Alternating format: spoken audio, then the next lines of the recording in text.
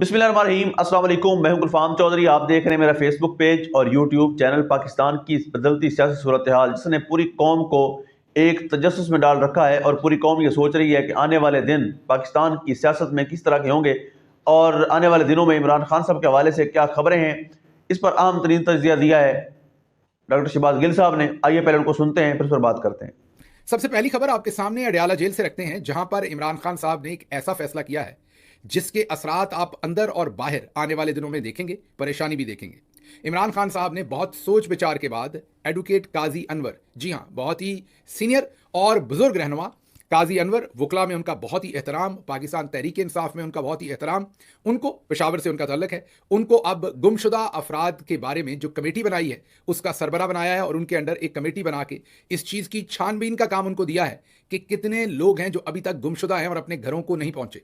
लोगों की लिस्ट तो पाकिस्तान तहरीक इंसाफ ने इकट्ठी की थी, लेकिन हमें अपनी कोताही माननी चाहिए कि उस तरीके से हमने इस चीज़ को फॉलो अप नहीं किया। आप चलें वो कोताही मेरे पे ही डाल दीजिए। तो शहबाज गिल की कोताही है कि उसने इस चीज़ को जिस तरीके से फॉलो अप करना चाहिए था उस तरीके से नहीं किया। ना ही इन लोगों की तस्वीर जारी की, ना ही इन लोगों के घरों में गए, ना ही इन लोगों का जो डाटा था वो इस तरीके से रिकनसाइल किया कि इनके घरों में जाते, वहाँ से प्रेस कॉन्फ्रेंसेज होती, इनके घर वालों से बयानात लिए जाते, मुतल्लिका सहाफ़ियों से बात की जाती, तो एक जो पूरी इसके लिए मूवमेंट उठाई जा सकती थी वो शहबाज गिल करने में नाकाम रहे।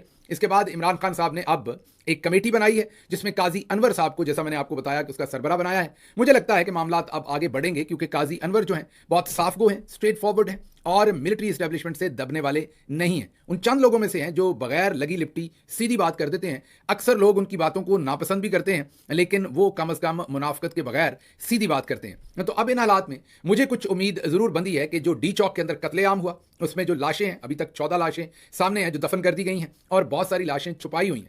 इन 14 में से आपको याद हो कि 2 लाशें तो बाद में दफन हुई, 12 उस वक्त हुई थी और अभी पता नहीं कि कितनी और लाशें हैं जिनको छुपाया गया है, क्योंकि कोई कहता है 45 लोग गुमशुदा हैं, कोई कहता है 90 हैं, कोई कहता है 130 हैं। अभी तक कोई हतमी तौर पर नंबर जो है वो भी सामने नहीं है, कोई रिकनसाइल उस तरीके से चीज़ें नहीं हुई।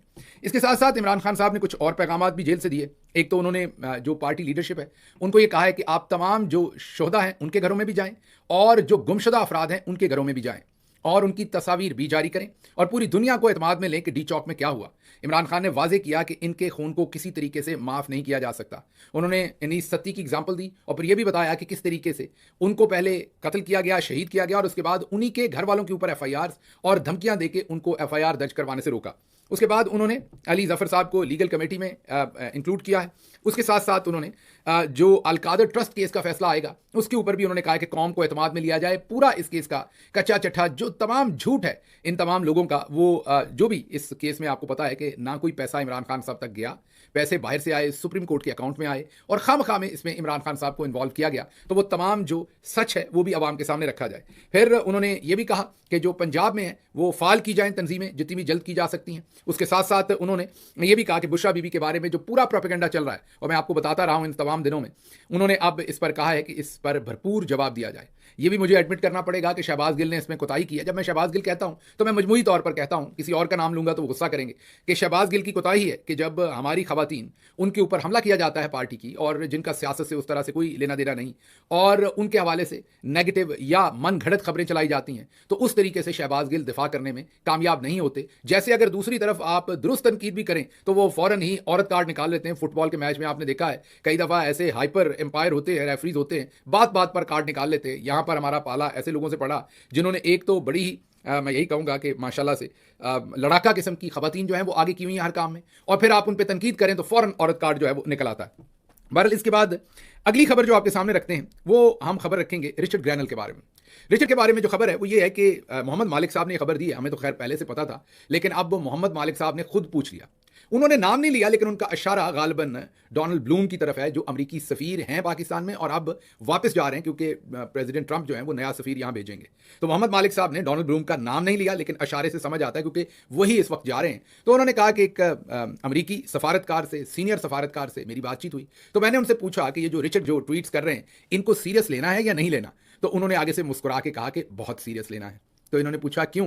उन्होंने कहा कि एक तो वो खुद बहुत ही सीनियर सफारतकार है, रिचर्ड ग्रैनल जो है, उनका बड़ा एक्सपीरियंस है और बड़े बेबाक और स्ट्रेट फॉरवर्ड हैं। ये मैं भी आपको कंफर्म कर सकता हूं कि वो बड़े ही बेबाक और स्ट्रेट फॉरवर्ड हैं। वो जो बात उन्हें ना पसंद आए वो आपके मुंह पर आपको बता देते हैं कि ये मैंने करना है, ये नहीं करना, ये बात दुरुस्त है, ये गलत है।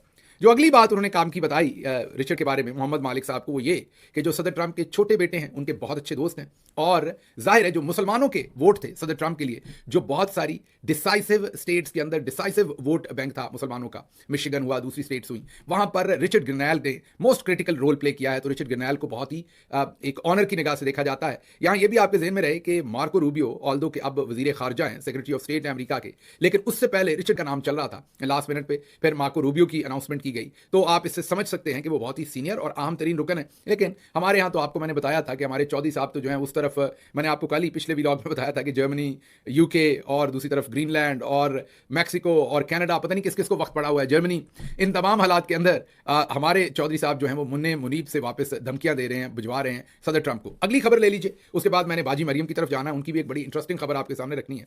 लेकिन अगली खबर ले लीजिए यहां से, और वो खबर ये है कि जो तालिबान हुकूमत के वजीर खारजा हैं अफगानिस्तान में, उनके साथ हिंदुस्तानी सेक्रेटरी खारजा ने मुलाकात की है। ये अब ये जो तस्वीर है, दिस स्पीक्स अ लॉट।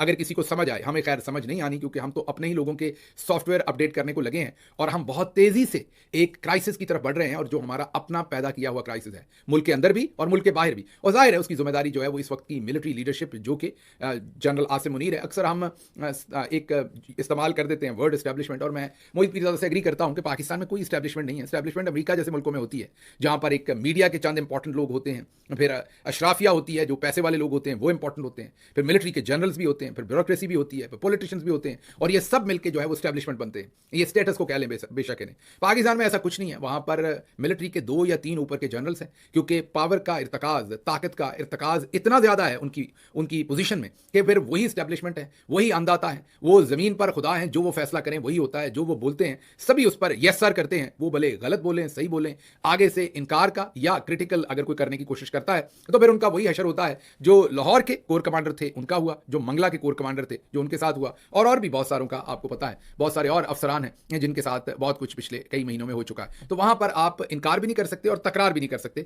तो बहरहाल रिचर्ड को बहुत सीरियस लेना है। दूसरी तरफ मैंने जो आपको तस्वीर दिखाई है, जो हिंदुस्तान, हमें पिछले ही दिनों नजम सेठी साहब एक तजिया कर रहे थे, आपको मैंने उसी वक्त बताया था कि क्या होने जा रहा है।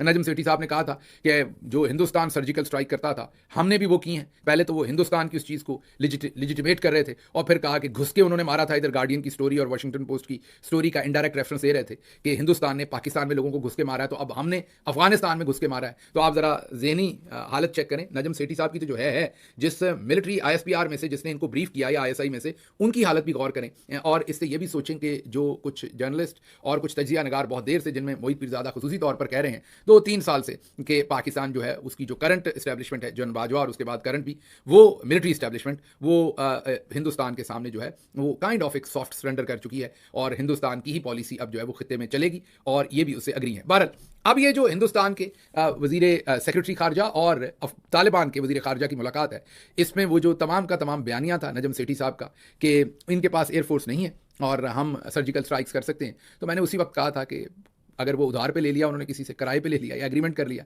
या हिंदुस्तान ने अपने जहाज वहां खड़े कर दिए, एयर बेसिस तो वहां बने हुए हैं। जी बिल्कुल, जिस तरह से आपने सुना, डॉक्टर शहबाज गिल साहब ने इस पर डिटेल से बताया कि इस वक्त पाकिस्तान तहरीक इंसाफ के हवाले से क्या अपडेट्स हैं, इमरान खान साहब के केसेस के हवाले से क्या अपडेट्स हैं, और पाकिस्तान की सियासी सूरत हाल में सियासी जमातों का क्या किरदार है, कौन कहाँ पर खड़ा है। और ये सुनने के बाद यकीनी तौर पर जो पाकिस्तान का सियासी सिनेरियो है वो वाज़ेह हो जाता है, और लगता यह है कि आने वाले दिन पाकिस्तान की सियासत में बड़े अहम तरीन साबित होने जा रहे हैं, और आने वाले दिनों में बहुत बड़ी तब्दीलियाँ मुतवक्के हैं। अल्लाह पाक वतन अजीज़ का हामी और नासिर हो। पाकिस्तान जिंदाबाद।